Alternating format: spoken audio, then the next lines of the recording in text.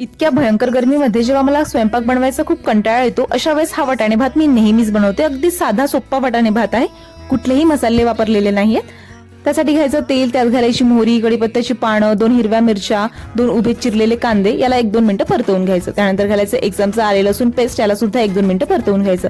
नंतर घालायचं हिंग, हळद, तिखट, चवीपुरतं मीठ, धने जिरे पूड, याला सुद्धा 1-2 मिनिटं परतवून घ्यायचं.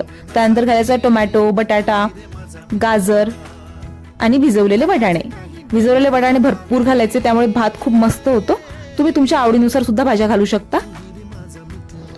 त्यानंतर घालायचे तांदूळ. मी इथे 2 वाट्या तांदूळ घेतलेले आहेत. तांदळाला चांगलं एकत्र करून घ्यायचं. त्यानंतर घालायचं पाणी. मी इथे 2 वाट्या तांदूळ घेतले आहेत, त्यासाठी 3 वाट्या पाणी घ्यायचं.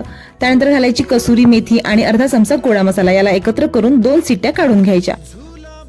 वरून मस्त कोथिंबीर आणि तूप घाला आणि हा भात खा, खूप छान लागेल. नक्की ट्राय करून बघा आणि कसा वाटला हे कमेंटमध्ये नक्की कळवा.